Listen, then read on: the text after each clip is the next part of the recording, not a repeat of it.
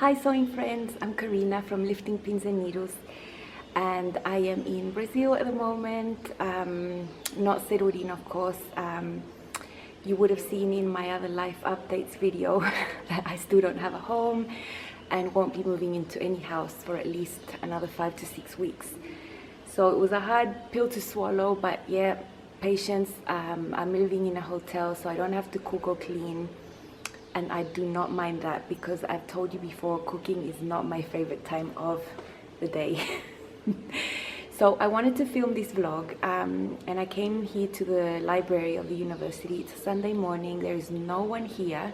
You can see all the books behind me, so I thought this was a good place. Also, the Wi-Fi signal here is very fast and very awesome, so I'm going to try and see if I can edit and upload it like right now. So I was tagged by Elizabeth from Elizabeth Made This, and I will link her down below, to do the New Year's resolutions, so with the "so" in there. And this was a tag started by Candy from Cotton Candy and Boz from A Girl Called Boz. They both have YouTube channels and I will link them down below. So if you see my skin constantly gleaming, it's because I just cannot stop sweating. Yeah, I'm gonna tell you what the temperature is here. It might not seem like a lot. So it's 27 degrees Celsius. I don't know what that is in Fahrenheit, but the real feel is 32 degrees and the humidity is 70%. I'm looking at my weather app and I can definitely feel this temperature. It's like I just cannot stop sweating. Anyway, enough with that. That's why I look so glowy. Anyway, I have the questions right here and I'll try to answer them. What is your favorite make of 2017 and why?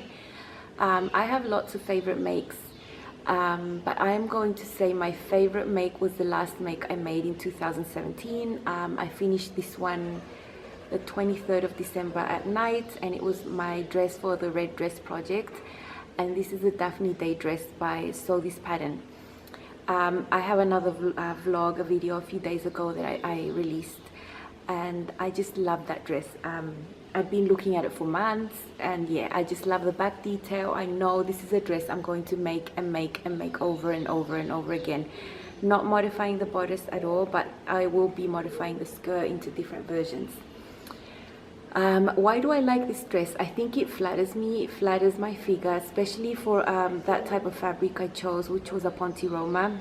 The Empire cut works with me with that type of fabric because I do have a flattish stomach. I don't have a protruding stomach, and so if Empire line enhances my bosoms, my my top bit, it does also enhance my flat stomach, and that is something I do want to showcase. Not in figure hugging things, but I wouldn't do an Empire cut with a ruffle like right under my bust. There was no, and this dress is not like that. It's shaped beautifully around my bust and at the bottom of my bust, so I really like that dress. There are many other favorite makes, but if I have to name a pattern, that would be it. And my other favorite make is my own ones, like my own bodices, so that is one. Now, number two, what did you attempt in 2017 that you won't be doing this year? Why not? I only knew about the sewing community this time last year, like last summer. I binge watched every channel that existed and mustered the courage to start my own channel, around this date last year. And I saw lots of people making things that I thought, oh, that's a style I've never tried and I want to try. So one of them, and nothing against the pattern, I think for a certain type of figure it's quite flattering and I would love for it to suit me because it seems really practical. But I tried making a version of the Cleo dress by Tilly and the Buttons. That's like a dungaree dress that lots of people have made out of denim or corduroy or whatever. Now I was able to replicate that quite well myself using another pattern. I found a dungaree pattern with pants that I transformed into a dress. I think it turned out exactly like the one, the Cleo.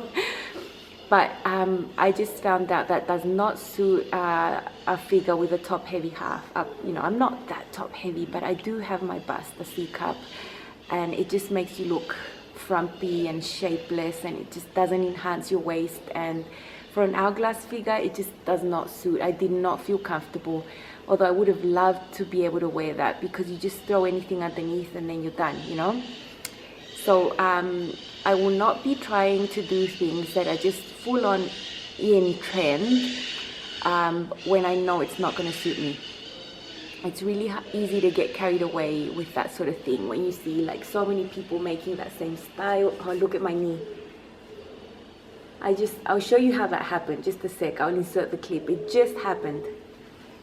So my plan was to go walking to the library and show you around, and because I'm not paying attention to the floor, I just tripped and fell on the sidewalk. And I mean, I landed on the grass right next to me there, but have a look at both my knees. Oh jeez, I don't know if you're gonna see that. Look at all that. Like, I haven't done these on my knees since I was a little girl.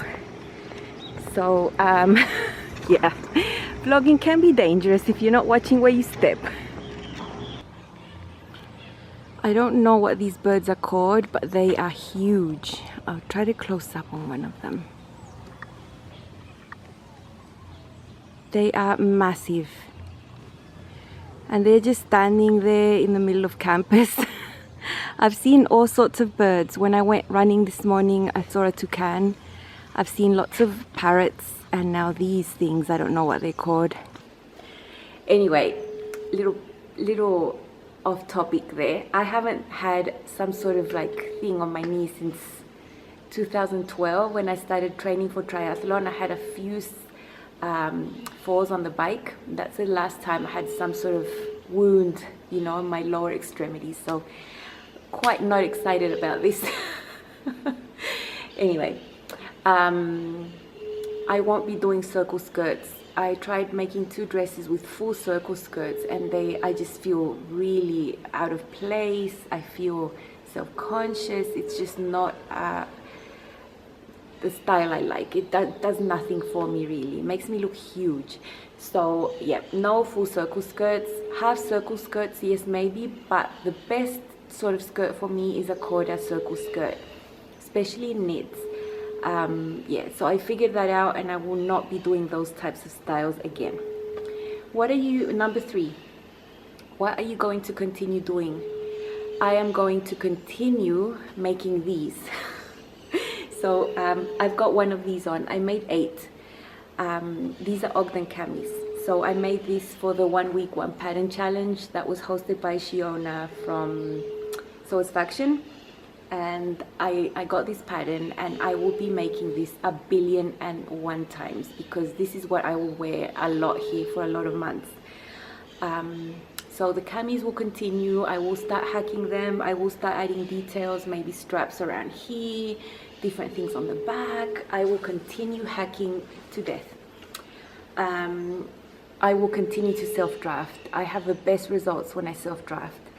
And I can take inspiration from patterns that are already out there and some of the features like the placement of darts and things, but I will be mostly using my bodice block because it fits me so well. The waist is at the right height. I'm quite short-waisted, so totally self-drafting is the way to go for me, and cloning. I will continue cloning for my whole life.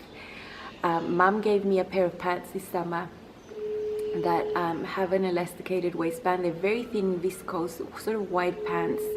I don't know, I find them really flattering, and I haven't seen a pattern that fits me that way, so I will clone those as well. So expect that. I will continue cloning, self-drafting, totally, and I'll continue just finding out what really makes me feel good, you know.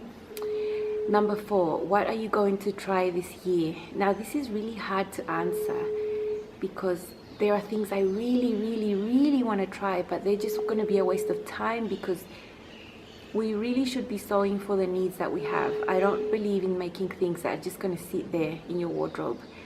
And as much as I would love to attempt to make a coat or winter stuff like that, I just cannot for the life of me figure out when I would wear that here.